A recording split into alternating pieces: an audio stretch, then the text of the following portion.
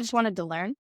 I wanted to just see all the forms that I could make pottery and see which ones fit me best. And I learned I kind of like all of them. Maria, welcome to Shaping Your Pottery and share with me what is something people might not know about you. Something people might not know is that I moved around a lot as a kid. I moved around every like 1 to 4 years with my family. And so there wasn't a lot of like stability and there wasn't a lot of long term friend groups. So I kind of took a lot of my passion to art and I would stay in my room a lot and I would draw or I would animate or just any kind of art form I could get my hands on.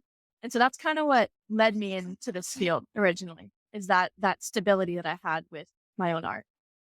I love that. So tell me the story how you got started in ceramics. I started in ceramics about a year and a half ago. It was in the middle of the pandemic, like a lot of people, and I wanted a hobby and I wanted something to do after I got home from like work or school or something. And I had seen like pottery was getting more popular with like other hobbyists, other people on social media, and I wanted to just try it out. I knew I liked art. I knew I had liked ceramics in middle school, and so I thought that would be like a good outlet for me. So tell me about the moment when you decided to go full time with your pottery. I think it was a lot of moments because it was a long a decision that I made over a long period of time. But I think the moment was when I was getting a lot more demand than I could ever supply. And it was becoming like almost a stressor. I was like, oh, I wish I could make as many pieces as people want me to make.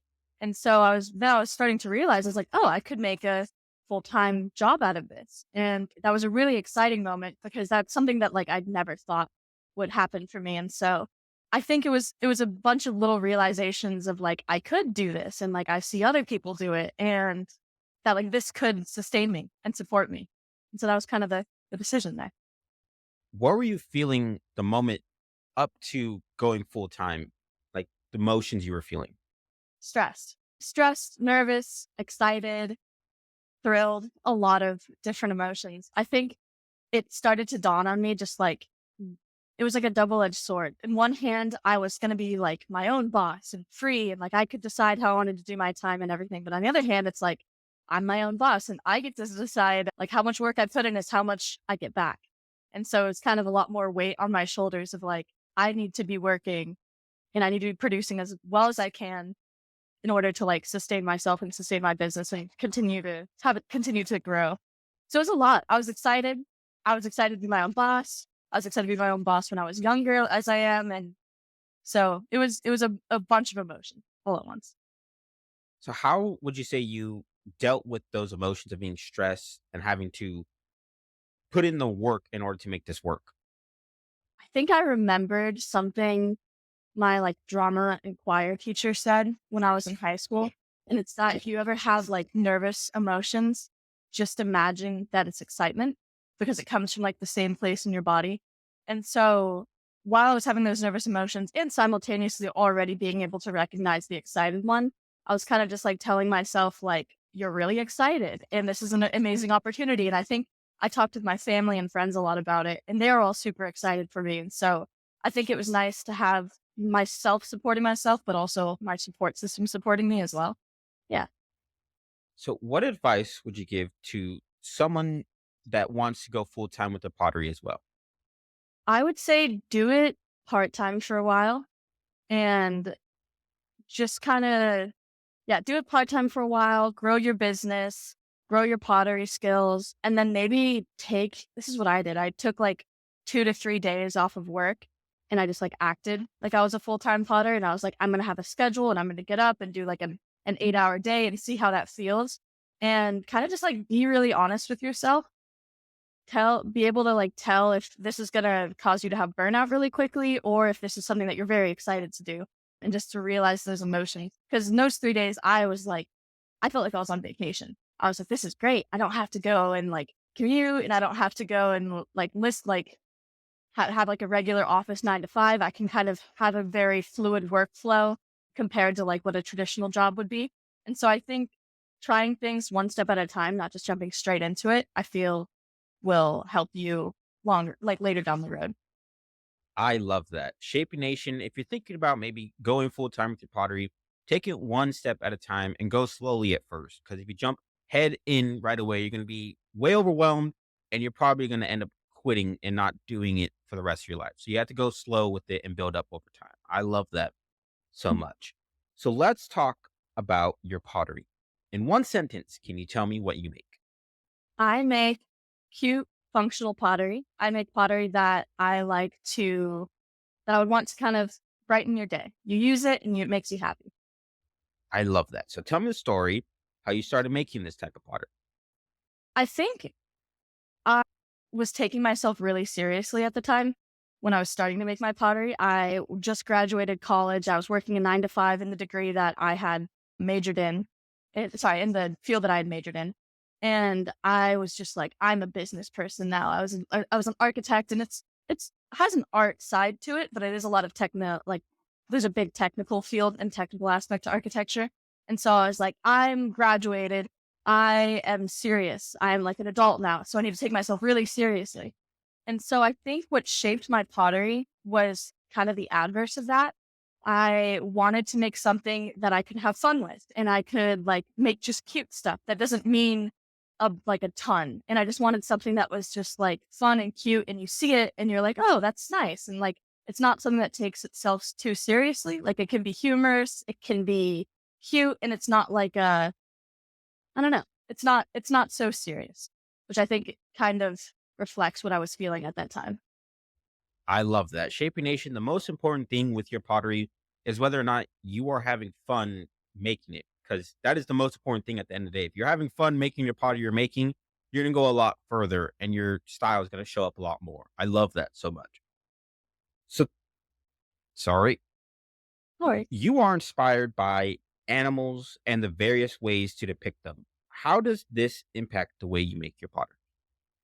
I think I get a lot of comments of like animals that I should try and else I should try next. And I find that it's like a fun challenge of how can I make this in something that's in my style. Like I think recently I got a comment asking for me to make a snake. And just by like the form of the yarn bowls that I make and the forms of the mugs, at first I was like, I don't really know how I could make a snake like that's in that form. And then I thought a little bit more and I was like, oh, I could make a snake that's like coiled around the bowl and then the yarn comes out of its mouth.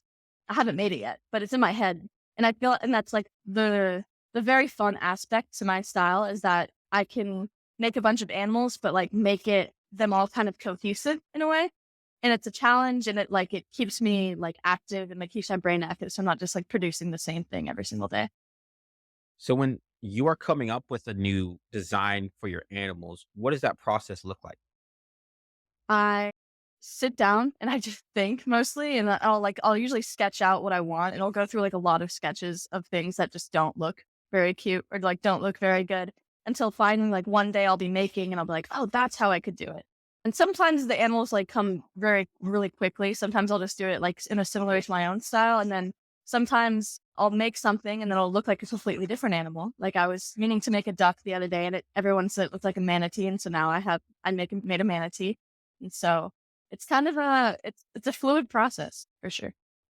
So, can you explain to me how you create the pottery itself? Yeah, I use 3 forms of, like, pottery creation. I do pinch potting, I wheel throw, and I slip cast. And so for me, it's I take my idea either from drawing or just from something in my head, and I will just make the bowl, and then I'll add any kind of usually I'll look at the bowl shape, especially with pinch potting, sometimes they don't all come out perfectly, and I'll look at the bowl shape and I'll be like, "What kind of animal would this fit?" If it's, like, tall and it has, like, kind of like a rounder shape to it, maybe it'll be like a penguin, because penguins are tend to be more, like, oblong, or if it's, like, wider and shallower, it'll be an axolotl because that's like the head shape of that. And so I kind of don't really know what I'm making that day until I make it because I'll just look at the bowl that I made and then I'll decide what animal fits that bowl. So, you mentioned that you have 3 different techniques that you Mhm. use, pinch potting, wheel throwing, and slip casting. Why do you do those 3? I think because I just wanted to learn. I wanted to just see all the forms that I could make pottery and see which ones fit me best. And I learned I kind of like all of them. I like the slip casting ones because it produces a very uniform product, but I also really like that handmade feel sometimes. And then wheel throwing, I'm not amazing at it, but I just got inspired by a lot of people wheel throwing online and my friends wheel throwing, and so it just looked really fun and really like technical. And I feel like the shapes that you can make are really great. And so I do that for a lot of my own personal pieces. I think I just wanted just multiple outlets in pottery, and I wanted a bunch of different ways to create something, and I didn't want to be limited by one technique. So if I have an idea that's very tall and like has a lot of like different kind of shapes in it and it needs to be very uniform, then like I know how to wheel through or I know how to slip cast. And so that's the main reason of why I decided to do all three. I love that so much. Shaping Nation, you don't have to be limited by just one technique. If you want to go make some coil built pottery or pinch pots, you can go do that. If you want to go wheel throw, you can go do that. If you want to split cast, you can go do that. You're not limited by anything. I love that you do that so much. Thank you. So let's talk about discovering your voice. You contribute your growth as an artist to architecture school and being bored from after your 9 to 5 job. How has these things helped with your growth? I think it was a big motivator for doing pottery because I love architecture school and I loved the long nights in studio. And it was very artistic with like model making and doing things with my hands. And I just really, that's kind of when I really realized that I just loved creating and I liked making people happy and like in any of my designs that I made. And I think that's kind of what really fueled my love for creation. And then when I got into the career field, it was great. I did love architecture. I loved the technical aspects. I loved the artistic aspects, the design, but I just didn't feel like I was ready or like I wanted to have a 9 to 5 job yet or something that I feel like being, I think I was being dishonest with myself of how serious I was being, like I said earlier. And so I think that kind of pushed me to do something that I felt was more uniquely me, something that was more catered to what I wanted at the time. And maybe later I'll go back to a 9 to 5 because that'll provide more stability. But I think for right now, I'm really just enjoying the journey of it, the journey of doing I something l- a little different. I love that a lot. So, what is something that helped you with discovering your own style with your pottery? Think I think it was similar to what I said earlier about just wanting something that makes people happy. Like I wanted something that when I was making it would make me happy because I'm like, oh, that's so cute, or like that looks like really good, or that's kind of funny the way that like the face turned out. And so I think that was a big help in finding my style. And it always has been in my design and my art is just to make people laugh or smile or myself laugh or smile. Yeah, just to not take myself too seriously, just to do things for the joy of it and do things for others' joy of it. Definitely agree. Shaping Nation, if you can make somebody else be happy with your pottery, you're going in a really good direction. Because at the end of the day, the people that are holding your pots, they want to be happy. They want to be drinking out of it. They want to use it. So make the best pottery you can. I love that. So, what are you doing to evolve your voice even further?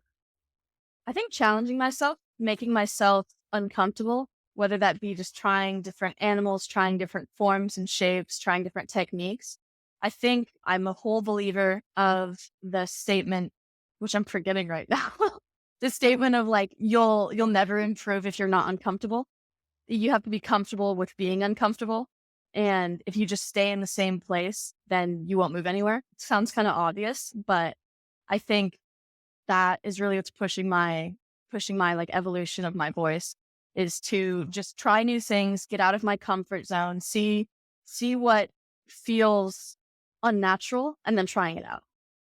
So, outside of going full time with pottery, what is something you have done with your pottery to get uncomfortable? I think trying new techniques, trying new animals, trying just like listening to what other ideas, because I think we're all kind of a collective. And that's the fun aspect of social media and putting your art out there is that people have a say kind of, and they can put their opinion on things. And so maybe they'll say something that I hadn't thought of. And then I'll be like, oh, that's interesting. I'll write that down and then I'll like try it later. And so I think not just listening to myself, but listening to like the collective as a whole and seeing what other ideas other people have and trying them out. I love that. Shaping Nation, a lot of your ideas aren't probably going to come from yourself, but they're probably going to come from someone else. And if you take those ideas, you can apply that to your pottery and your pottery will grow and grow. I love that so much. Yeah. So, what are your plans for the future with your pottery and your business? Think I want to continue growing, obviously, and I think I'd like to branch out into different kinds of pottery. I'd want to like try something a little bit more modern. That's more for like myself rather than for Kata ceramics. But I think I just want to keep growing, keep experimenting. And as for my business, I am just here for the journey. I will continue to produce and continue to create as long as it seems feasible and fun for me. So, you mentioned you like maybe down the road, you want to make something a little bit more modern for yourself. What is that? What would you think that would look like? I think I want to play with different clay types and different clay textures, something that has either like more grog in it or has a different color. I think that could change and like evolve my style a lot more. I've always just had this idea of like making lamps. I just really love the idea of creating lamps and how people like create the forms for it and how it plays with the light and everything like that. It's almost architectural, which is I think what is the draw for me there. I definitely agree with you on the lamps. I like the way lamps look, and I think that's a Yeah, really good idea. something So, about them. so as we are coming to a close here, what is one thing you want to hammer home with my audience today? Just don't take yourself too seriously. If you want to do something because it's fun, or you want to do something just for the joy of it, you don't need to be amazing. You don't need to be the best at it because not everyone who is the best was the best back then.